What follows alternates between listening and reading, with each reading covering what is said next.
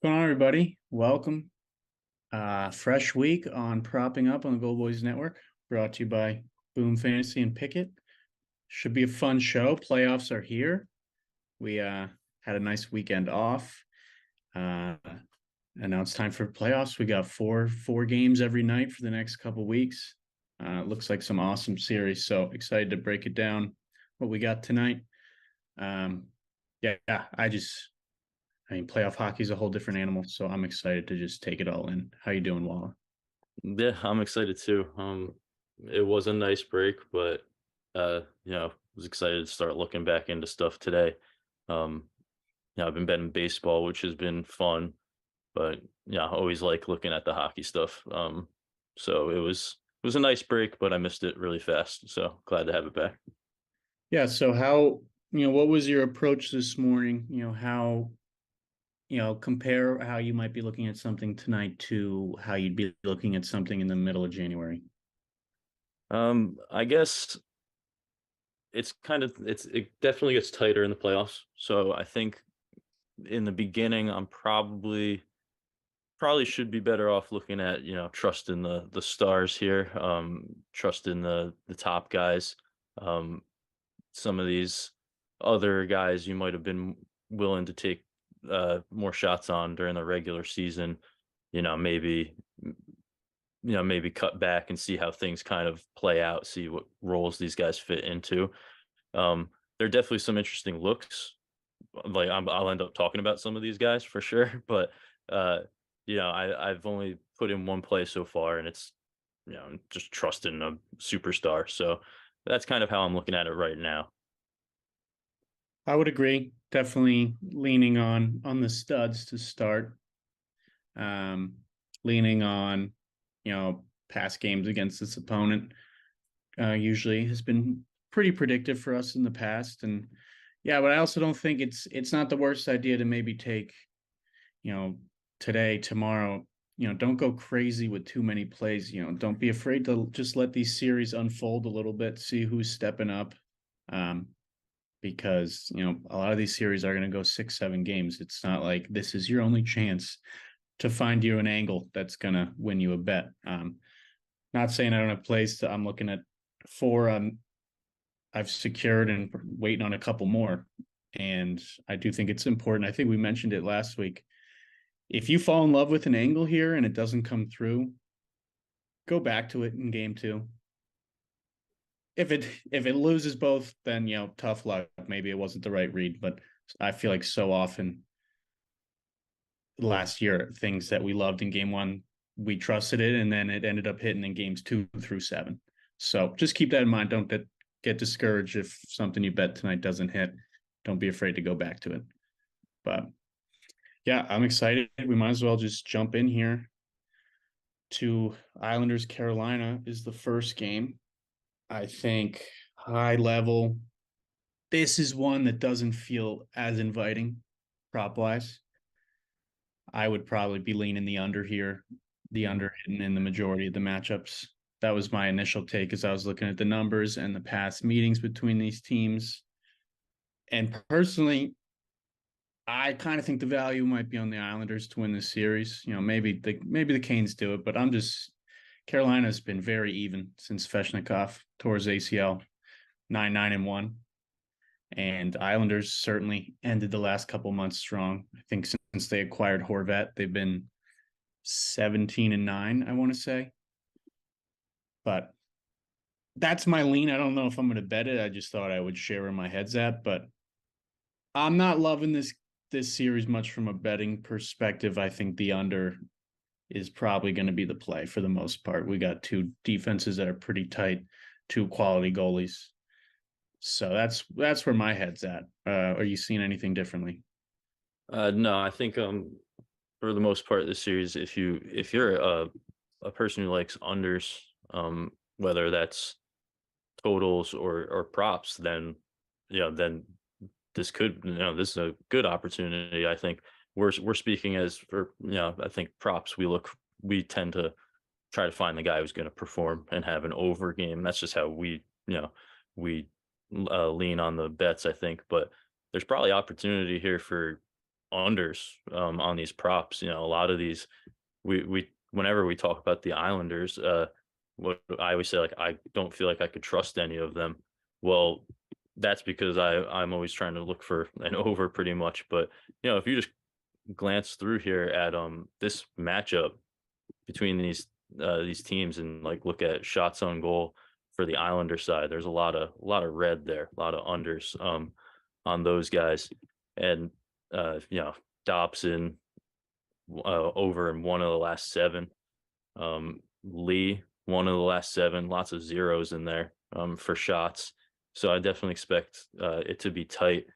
One name that kind of jumped out that seemed to, maybe kick that trend was Palmieri, who's been over his shots line twice against Carolina this season and has been rolling into the playoffs with some volume.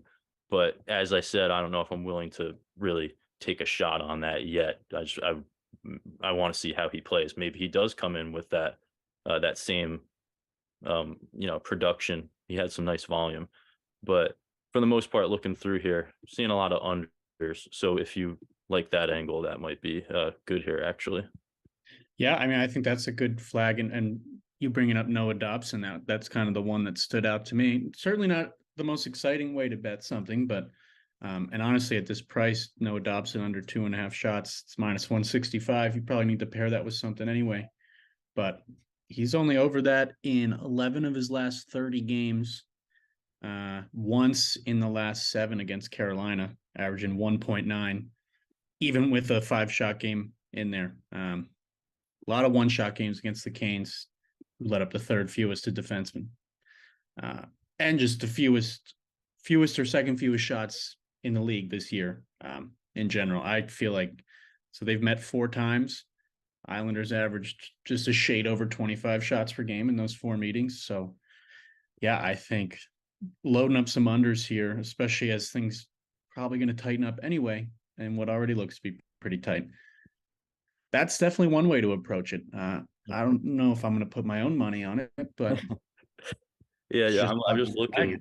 Lee, man, he has 4 games there with 0 shots on goal and only 1 attempt against Carolina. So wow. yeah, there's definitely some opportunity there if you trust that data. Dobson and Lee have each gone under in 6 to 7. That would have been a nice same game parlay there if you're capable of doing that. That's uh, been hitting in this series. But yeah, I don't think you need to just cast it off. There's definitely some trends here that point towards unders. Yeah, that is interesting. One thing I've been playing around with this morning on StatMuse is just trying to see players' postseason stats, how they performed in the playoffs, and just thought I'd throw that out there if anyone's trying to think of some other factors to bring into their research cycle. We have a good question. Sorry to interrupt. It's a good one. Thoughts on how Barzil return will impact some of these guys.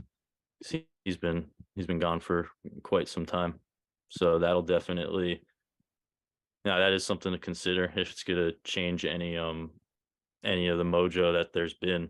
Talking about uh other guys stepping up lately. If him coming back is going to take away from any of these other people, uh, that's a good thing to flag, though. I would need to. Do we have lines yet for them?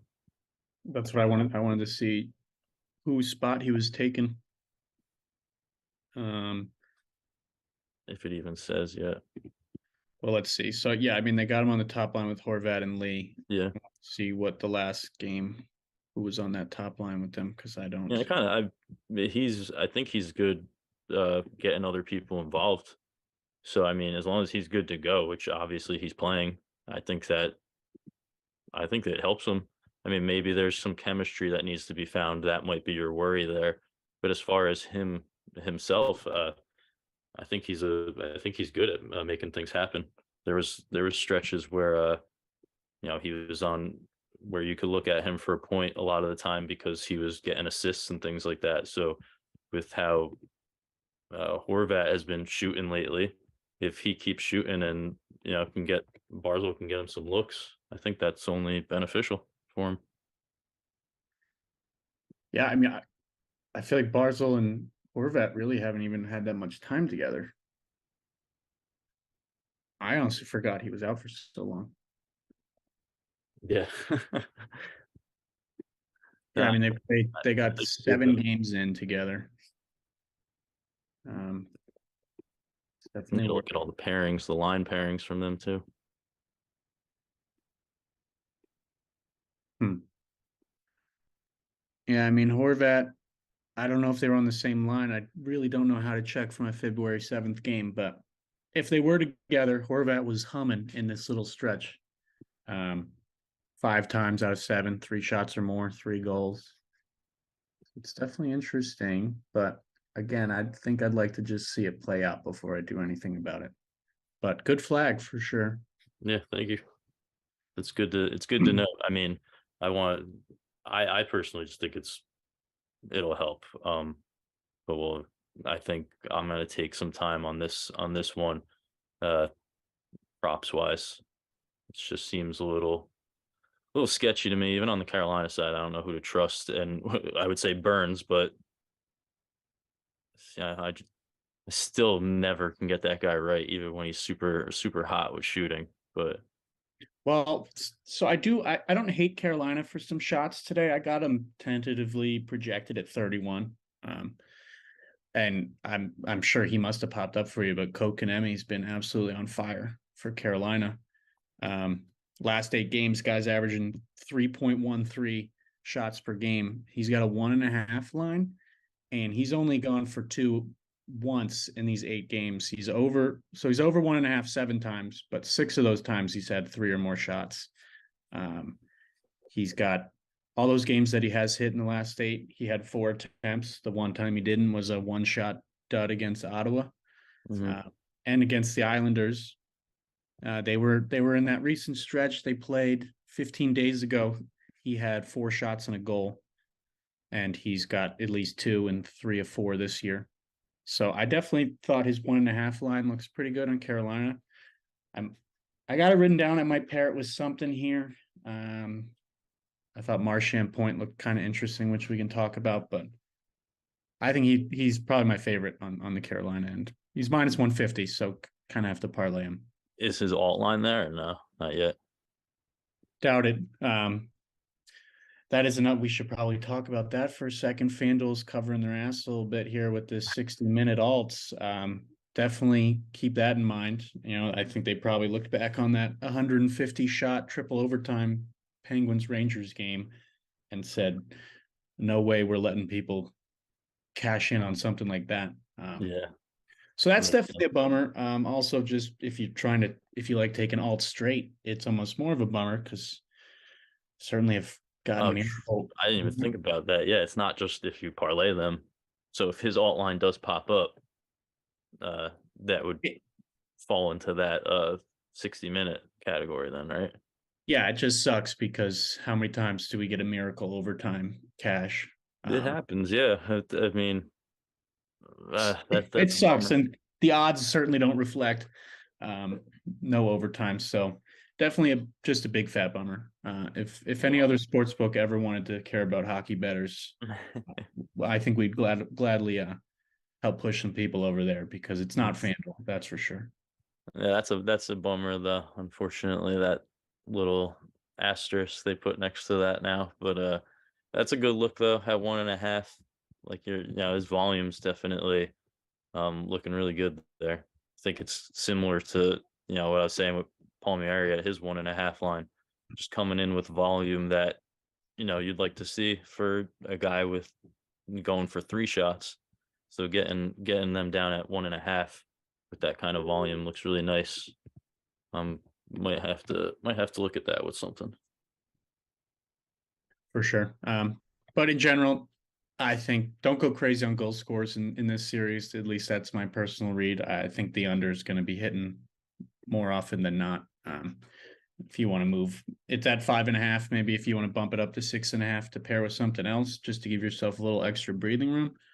Um, but I'm seeing some low scoring games in this one. Did you look at any of the head to head like series props or anything like that for these, like the who score more goals or anything like that? I haven't had a chance to dig into that very much. Yeah, What have you it's seen out there? a couple interesting matchups. I don't know if I don't know what I'm gonna do, but I saw one that it was uh Nietzsche's and Nelson head to head who would score more goals, and it was leaning towards Martin, which I thought was interesting. He you know he was a little bit hotter to start the season than he has been lately in terms of goal scoring. Um, Nelson's kind of uh, been scoring a bit more recently heading into the playoffs. So I thought that one was a little interesting if Brock has that his momentum. I mean, he was a guy we liked when he shoots. We liked his shots. He would score a lot. So that head to head matchup was a little interesting to me. I guess they're thinking that Martin leaning his way, but I don't know. Nelson's looking good lately. That is, I like that. Didn't you weren't you able to bet on like a guy scoring over a certain amount of goals last year? I feel like I have a memory of you.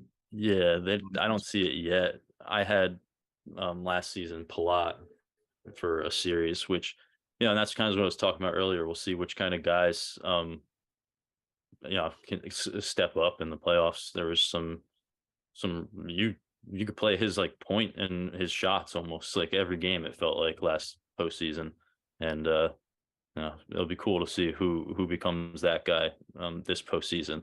So that's why some of these names you might want to give them a little bit of time, but there is some momentum. I like a couple of those 1.5 lines. Yeah, I honestly didn't know this market existed. I was kind of off the grid this weekend. Some of these most points in series could be very fun. I sorry, this is probably horrible streaming because we're not offering you up any opinions on anything, but I would be interested in just high level hopping into props.cash and seeing who's been getting the most points against each other here and maybe seeing if there's any value out there. It's probably how I would approach it. Um, some fun bets to just, I mean, Adam Fox plus 950 to lead that series in points. I just feel like last year that guy is addicted to getting points in the playoffs. Yeah, his power play point was a awesome bet last postseason. He was getting a lot of power play points, a lot of assists. But yeah, I think I'm gonna have to dig into that a little bit. I think there's some interesting ones there. And man, if you want to fade one of McDavid or Drysaitel here, everybody else in that series to lead in points is, I mean, basically plus 1,000 to almost immediately plus 5,000. Some of these Yeah, guys. So if you feel like fading Edmonton, that would be the place to maybe do it. I think we should get into the next game here, though, right? Yes. Yep. Yeah, it's a good one. Florida, Boston. Yeah, to me, what I was seeing is two teams that um, were getting off a lot of shots and goals against each other this year. Two teams that maybe they'll clean it up, but been committing a lot of penalties lately. So I immediately was interested in people that are involved on the power play, shooting the puck. Um, but I think this, I mean, Boston should definitely take care of business here. Worth noting that Olmark's out. Bergeron's expected to be out. You got a little bug going along the locker room, I guess, for tonight. But I'd be very surprised if Boston doesn't win this series in 5 or 6 games. So I know those series spreads. I would say Bruins minus 1.5 if that's reasonable. Yeah, that is minus 155. Not really, but that still seems like the most likely outcome to me. Yeah. But tonight, I think we're on the same guy, just in different ways. Why don't you start us off? Yeah, it was first thing I put in today. I'm gonna think that just trust in Pasta here to come out game one home, uh keep his goal streak against Florida going. He's scored in every game against them this season. He's been scoring, lately. I just think that uh I want to go into game one trusting a guy who I'm not worried about the situation it going to playoffs really changing much in terms of how he's going to play. He's been shooting a ton lately, which I think his shots look great too. But I just like that momentum he has going into this one. Goal in 7 of his last 10. Few 3-goal games in there, or two goal game and a couple 3-goal games.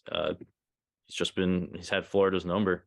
He's going to shoot on the power play, and he will more than likely get the chances to do so. So I think he's going to score. Yeah, I don't hate that at all. I'm going with his shots, but yeah, I like the goal play as well. I'm going to pair his shots with Jason Robertson to get a point we can talk about later. Yeah, I think it goes back to the core that we shared at the beginning, just trusting the studs to step up here. He's averaging 6.3 shots per game in his last 10 at home. He's gone over 4.5 each time. And I was really, on StatMuse, you just can search like a guy's shots per game in the postseason. It kind of gives you his postseason stats year to year. Seeing a really nice rise. They've been in the postseason Boston's always in the mix. Last 4 years, Pasta averaged, so 4 years ago, 3.4 shots per game. 3 years ago, 4. Then 4.73. Last year, 5.57. If anyone struggles with math, those numbers keep getting higher. And now even more, he's just had a hell of a year on the best team, and I expect him to, step up here. This is a big postseason. Can't waste a record-setting regular season here and go out early. So, yeah, I expect him to take control early off, and this will be a guy, even if he fails me tonight, I'm most definitely going back to him again. Probably will on the road as well. I feel like he's just going to have a big series here. Yeah. So I think it's worth flagging that I know you were saying Olmark is out, but somebody in chat brought up too. I think it was game time decision with Swayman as well. Oh, So, shit. I thought he was out. My bad. there's that. You said the illness going around. So I think I saw a game time decision. So we'll see what happens there. There's a few guys. I think it might have been both those goalies. So have to keep an eye on that. Yikes. But it didn't say Oh, out. So all right, my bad. yeah, no, it's just who knows if I don't know what if both of them end up being out or something, that'd be pretty ridiculous. But yeah, I think I saw a game time decision for those. Yeah, I think obviously no need to rush into betting anything Boston related to win or cover the puck line. I think might as well wait for some clarity there. And Alex Lyons confirmed in net for Florida. He has not been. I know his last game wasn't great, but he's been pretty solid overall last couple of starts he's made. So yeah, I think Boston takes care of business this whole series, but certainly reason to maybe to pause for a second on getting too invested on them winning comfortably tonight. Yeah. Somebody in chat also brought up most goals in series for Pasta is plus 220, which seems okay. I'm looking at the head-to-head matchups, and the second person there is Kachuk, and in the head-to-head between Pasta and Kachuk, it's like minus 220, I think, to Pasta. So they're definitely feeling he's going to get it going, which I think is reasonable. But why not start tonight, game 1 at home? For sure. I do. Man, I think I'm going to skip it all, but I have to flat. I thought there was a couple shots on Florida that looked really good. I'm just a little.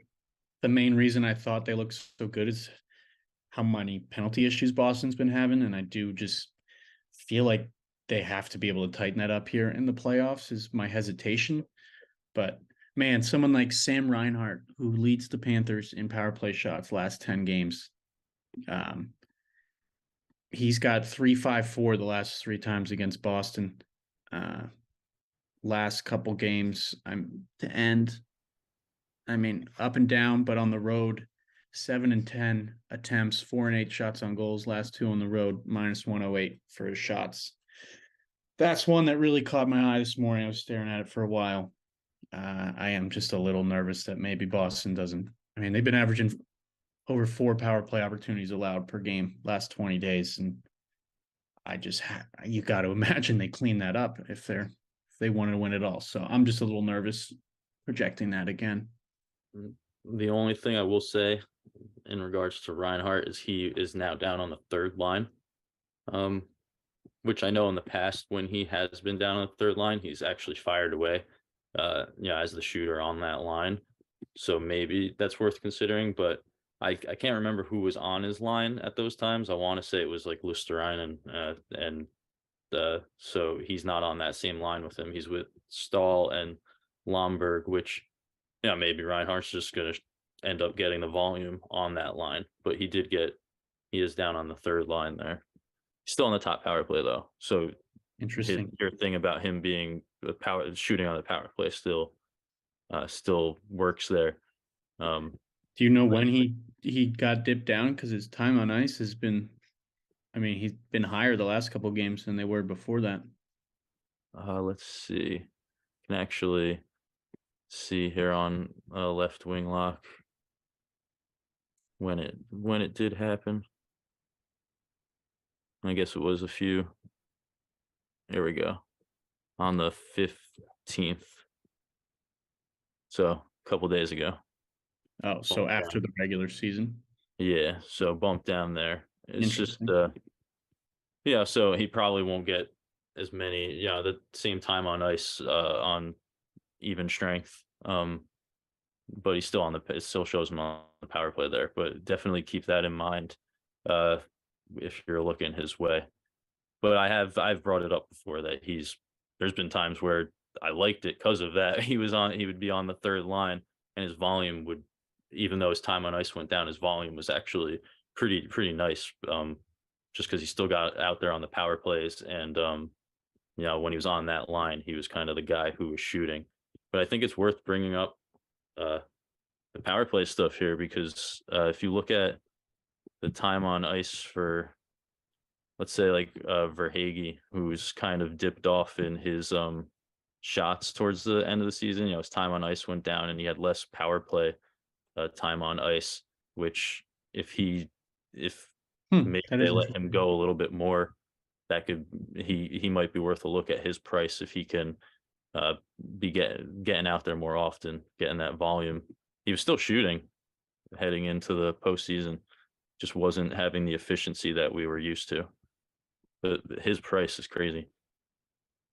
I know. I was staring at that for a while. Yeah, it says he's still in the top power play, but based on that time of ice, he is not. That's interesting. I wonder why.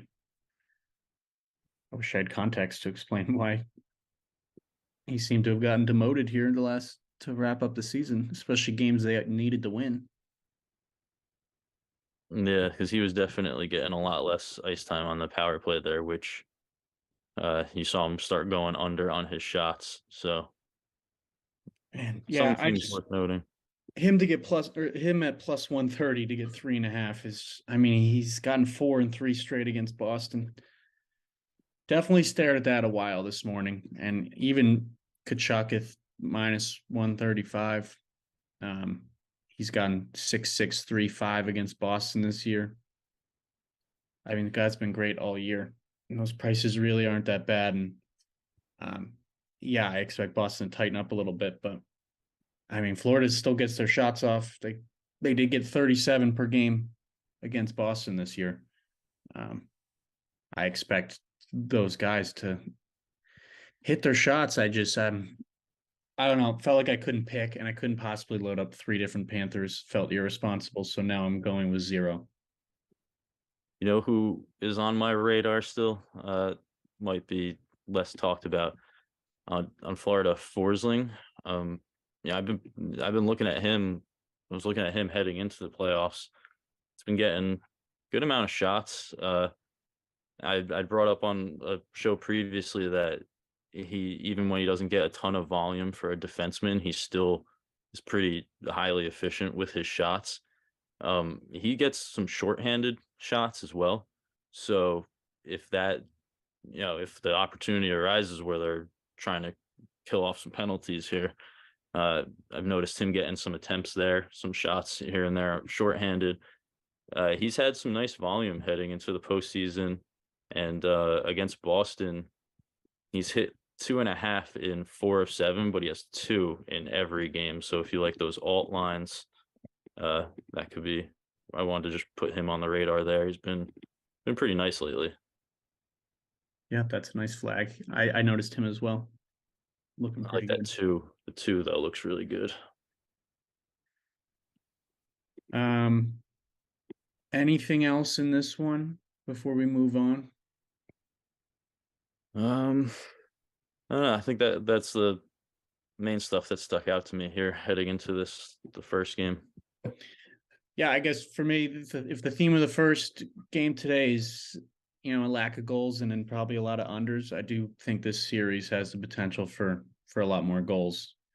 Um, so if you are gonna feel the need to load up a ton of studs to score, this feels like one of your best bets, in my opinion. Yeah, we do have somebody asking about saves against Florida, depending on who's in net for Boston. Uh I think that's always a good option against Florida. Uh they get their shots, if it was in Florida, that would be even more awesome, but I think it's still nice. You got to imagine they're going to shoot, but I just don't know what's going on with the goalie yet. No, but yeah, I don't hate that angle at all. I don't hate it either for this next game, Minnesota Dallas. That's kind of another that I definitely like Dallas for shots tonight. And I did end up settling on one guy as a straight, but I wrote down what seemed to be almost the entire team at one point for shots. I could have convinced myself. So I don't hate a saves line here in Minnesota whenever that comes out, if it's reasonable. Yeah, Because, for sure. yeah, I mean, Kirill being back is probably going to help things, but I mean, the Wild were letting up about 37 shots per game on the road to wrap up the year. And Dallas certainly has, they've had some big games against Minnesota this season, averaging over 36 shots per game in 4 meetings. So I definitely like Dallas for, at least 33 was kind of the number I put him at, which makes me want to find some shots on goal props. Yeah, I wish our guy Heiskanen didn't end the season with I such have, low volume, because he was like an automatic bet for a while, and he's got some real nice games against Minnesota. So if you think he's gonna kick it up a notch with the shooting as the playoffs start. Yeah, for a while he was minus 140, minus 150 for three shots, plus money. He's been on a under streak here, but the history against Minnesota is nice if you weigh that heavily. Um, but yeah, I think the Dallas side was looking interesting to me for some points. I know that Minnesota has some good goaltending, but Dallas, there's just some of these guys that just takes one goal and they're involved in a majority of them. And you've got these Robertson down at a point. Hintz is usually at a point, but there's a lot of correlation there between those guys. And I think last time Robertson was at a point, I used it. He came through with a big game, so he's got a nice history against Minnesota. A couple of good looks on that side, I think. yeah, I mentioned it earlier. I'm pairing Robertson point with Pasternak's shots. Um, I definitely think Dallas is going to find 3 goals tonight at least, and certainly like Robinson to be involved in some way. I just think a guy like him down at half a point line. I think this logic does apply to Kirill as well, even though I'm not as high on Minnesota's goals. I just think if we get a chance to bet on just a single point here for a guy like this, I mean, he's got 18 in his last 8 games. I think he averages 1.3 per game at home this year. And he's got 12 points in his last 7 against Minnesota. I mean, the funny thing is, these last couple games he's hitting, he's always gotten at least 2 points.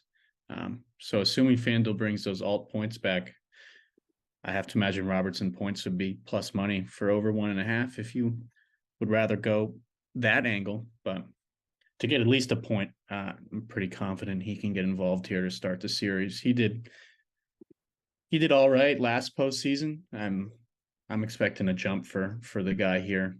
Um, I mean, it's kind of the face of the franchise now. I feel like that's not a bold statement. And this is a team that certainly has championship aspirations. So I'm expecting a much stronger postseason for him.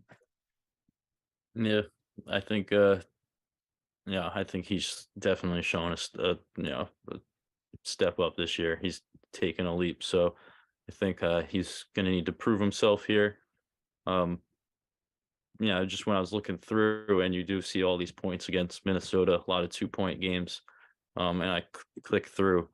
Hints in those exact same games has a ton of points, so those two guys were really doing some damage against the Wild. So that would probably be who I would think would take the lead here. If you want to if you want to look for maybe a straight bet on a point play, I would look towards Jamie Benn. Um, he's been good this season, point in 62% of games. So that's good right there. He's has points coming into the postseason, so he's got momentum. He has 4 points in his last three. Um, and then if you look at him against Minnesota, he has a lot of points too. And you noted that a lot of them were goals. So Mm-hmm.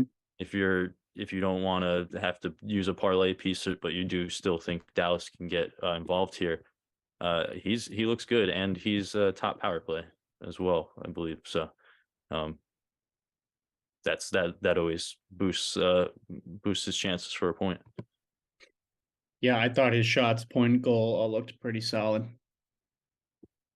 for sure.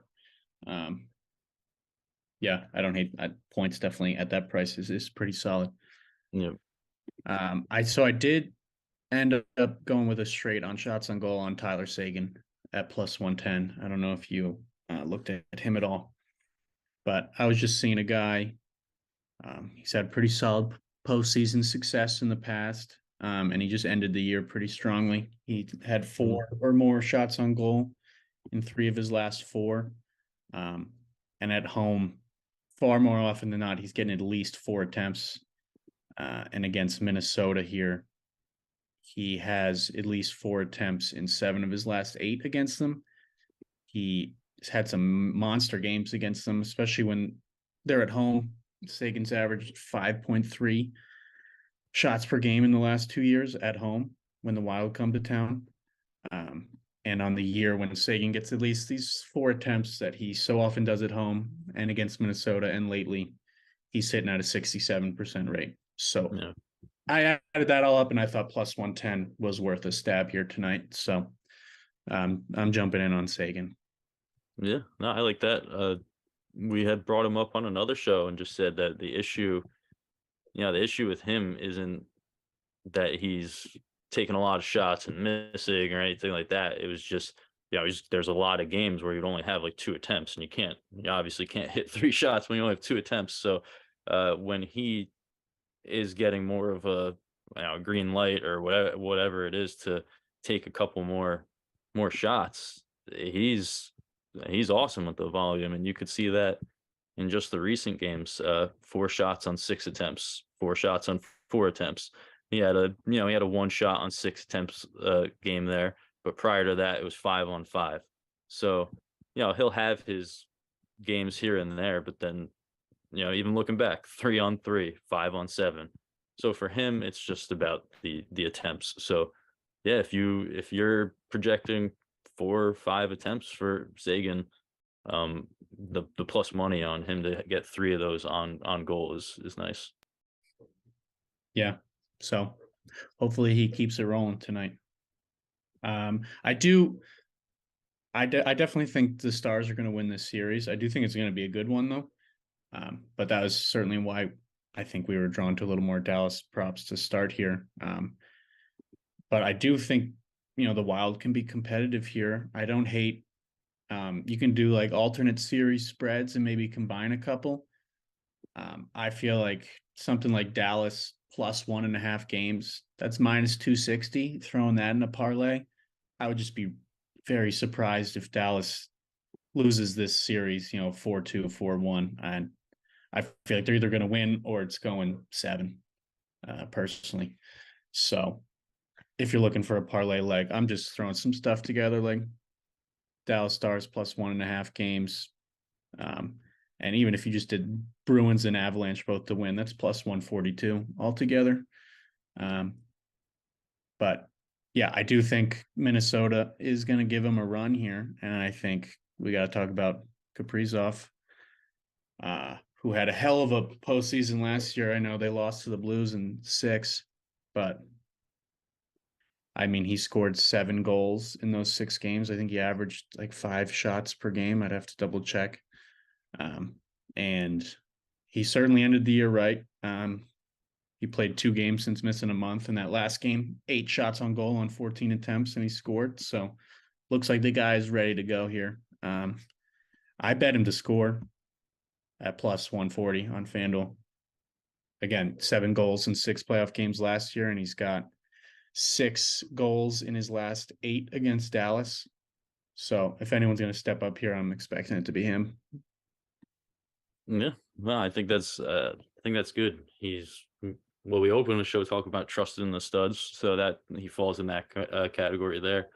And it was real good bet last postseason. Just for him to go out there and shoot. I know there's trends with him being better at home than away, but in the postseason he stepped up and was. I think there was a clear, he knew he needed to take a little bit more of the lead there and shoot because he was coming through a lot with his shots. So I like that angle. I'm gonna just float one out here. If you do want to trust a different name, Johansson on the Wild, he's entering postseason with 3 shots on goal in 3 straight games. His line is 1.5 for minus 135. So we've been talking about 1.5 lines for some of these guys, but they've all been pretty juiced. He's hit this in 2 of his last 3 against Dallas, and on the road he's hit in 5 of his last 6. Just wanted to bring him up. He's on the second line there, with some nice volume, a couple games there with bigger attempts, but gonna keep my eye on some of these secondary names here as we go on, because we're seeing the main guys are pretty juice for their lines. So if these other guys can step up and be consistent, those are the prices that I think we can look at for straight plays. Definitely. In the interest of time, I think we got to jump to this Kings Oilers game because there's probably a lot to talk about. This is a rematch of a 7-game series last year that saw a whole bunch of shots. The over actually only hit, I think, in 3 of those 4. I do think there's going to be some goals here, but more than that, this seems like the right series to be loading up on shots on goal props, saves props on the other end as well. I would usually say some shots on goal parlays, but the 60-minute line bums me out a little bit on those. But there's just some rich history here, guys, with a whole bunch of games against each other the last 2 years that hit like crazy. I got to start with Anze Kopitar, obviously. Of course, his line is down at 1.5. You can parlay that if you want. I'm waiting for 3 to come out because the guy loves hitting his shots against Edmonton. Last 2 years, he's played him 15 times. He's gone over this 1.5, 13, but he's got 3 or more in 12 of those 15, averaging 3.5. Oilers let up a lot of shots of centers as well, which would be Kopitar. So I couldn't care less about what he's doing recently, and it just so happens to work out. He ended the year pretty strongly. So that's the one I'm waiting on. Super annoying that for what feels like the first time ever, they bump him down to 1.5 because they know. They know. When I saw it, I laughed because I knew you were gonna be on 2.5. Yeah, if that was there, that no, you were gonna play it. So when I saw 1.5, it's just like it's like And just like they were just counting down, like just bumming you out. They're just and here it comes. Here comes Griffey's sad face. 1.5 line. I mean, I get it. There was so much hockey this weekend, so FanDuel couldn't possibly get alts out early this morning. It really snuck up on them. Still no alts for this game. But I get it. I mean, they've been swamped, more games than ever. So hopefully at some point that comes out. Otherwise, I'm going to have to, I guess, parlay it with something, which I really don't want to do. But definitely liking him at the 1.5. I'm sure he's probably like 2.0 on, some of these daily fantasy apps. Feel free to do them there if you'd like. Yeah. Yeah, I think him and if you're looking at that series last season, Kempe, maybe Yep. you want to just pair it with him. He's been awesome in this series and definitely had a couple nice games heading into the postseason there. A couple 9-shot games with huge volume. So I would like that. I'd like that volume if he's gonna shoot 12 attempts or whatever. But he likes this matchup as well. It's been pretty good in that one. So there's, like you said, there's just a lot to look at here. It's really nice. I like Kempe. I like Evander Kane also. Kills the Kings. He's another guy that I wouldn't hate up at 4. I mean, he's got 4, 5, 5, 6, 1, 5, 9 in his last whatever how many games that was I just listed. But he's got at least 3, and I think 12 of the last, or 10 of the last 12 against Los Angeles. Like if Kempe Kane each go over for 3 or more is reasonable, that'd be a combo I'd be happy to pair. You could do that on Bet365, I'm sure right now at better odds than you'll be able to get on FanDuel. Mhm. Or Fliff also. I think you can still do and it. and you wouldn't be that would be the alt lines on FanDuel, so they impose the 60-minute on Bet365. I don't think that would be for goals. They make it 60-minute, but I don't think shots on goal has to be in regular. Unless I would have to double check if they changed anything for the postseason. But uh, if you could pair them together, should count the overtime shots. Just double check. But yeah, I like that. I'm just trying to find angles where you maybe don't have to parlay them with somebody else. Definitely. Arvidsson had a couple nice games against Edmonton, a couple down games as well.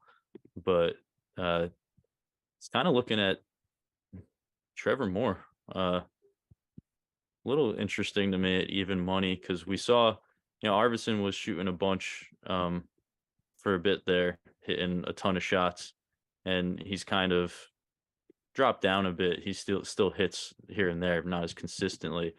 But Trevor Moore starting to shoot a little bit again.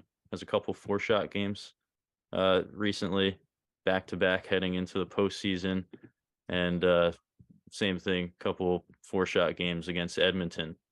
So that one at even money is actually a little bit interesting to me.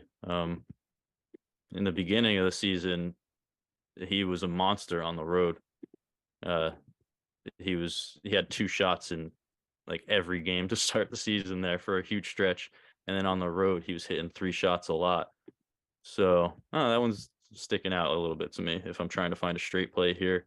Volume creeping up a tiny bit, and he has a couple nice games against Edmonton here. And I don't want to be relying on solely parlays all postseason. So No.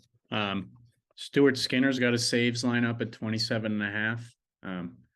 Not the steadiest at that number, but I do like it in this series. I mean, he last time LA came to town at the end of March, he had 43 saves.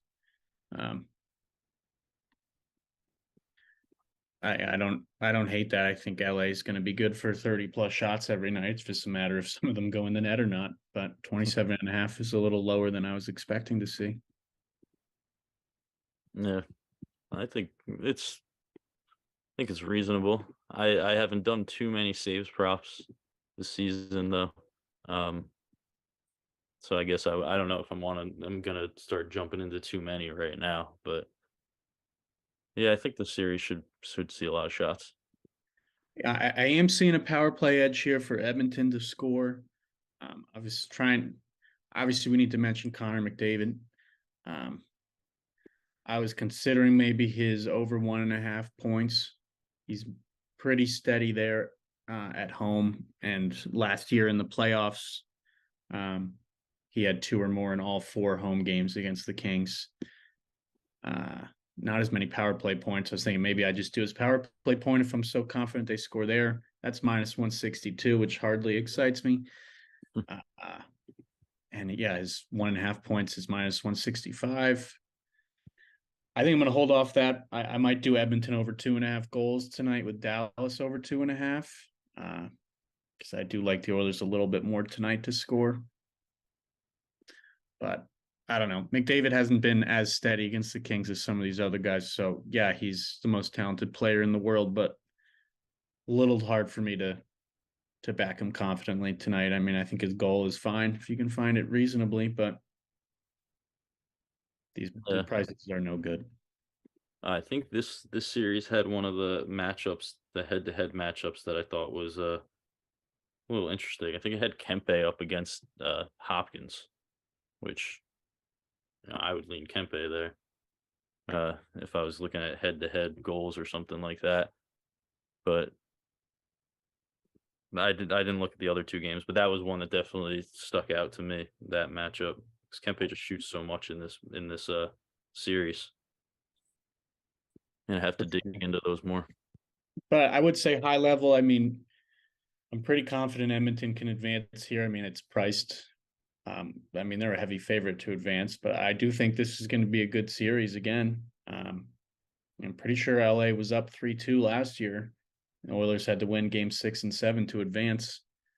I don't hate. I saw for this series to go, you can bet on the exact number of games it goes, and I think I saw 6 and 7 were both like plus 215.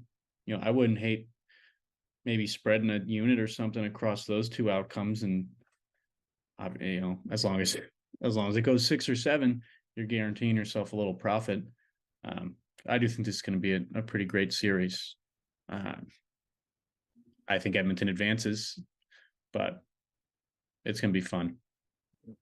Yeah, this one was definitely one looking forward to, just because it was so great last season. But All yeah, right, we got to keep it moving this here. We gotta get to best bets here and try and recap because we're going a little long. What's your favorite here? Looking back on what we just talked about. Well, pasta goal. I think it's going to be a good series there with with enough shots that we'll see.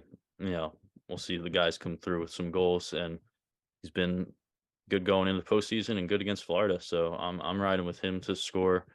I think I might have talked myself into at least half a unit on Trevor Moore shots at even money there at the end. So There we go. there's one. All right. Yeah, I mean, I'm waiting on Kopitar 3, so keep your eyes peeled if they ever give us that. I definitely like a big pasta game with Robertson point. It's probably my favorite of the day, but I'm liking Sagan shots, or at least I'm really liking my personal research behind it, which tends to get me more fired up than anything else. And yeah, I'm trying not to go crazy tonight and see how these series shake out, and then sort of adjust as we see what happens. But I think team totals were really treating me well to end the regular season. I think Dallas and Edmonton to each get over 2.5 tonight. Probably my 2 favorite looks there. And I consider Boston, Florida over 5.5, but I don't know why I'm starting to get a little cold feet on that read. I couldn't explain why. You're scared of the lion. I guess. Pick it play of the day. We should have talked about this. Well, we both like pasta. We're on him in a little bit different ways, but I think last show we split we had a similar view and we split it into 2 different plays and it worked out. So Perfect. let's go with we'll do that method again. I'm riding pasta goal. You're on. Good point. I mean, hold on, let me bring it up. So yeah, the 60-minute line stinks now, but they've upped. You can parlay things higher than 4. is the one. So Uh, pasta to get 5 shots and scores plus 165. If you'd like to just combine our two reads together, toss that into the universe. there you go. Well, it's a pasta. It's a pasta picket day. That's where pasta's our picket guy there. Yes, he is. Yeah. All righty. Thanks for joining, everybody. Enjoy the playoffs. We might need to tinker with the schedule on our second show of the week, but we'll communicate that to everybody. And yeah, let's enjoy these games and win some bets. Yep. Good luck tonight, guys.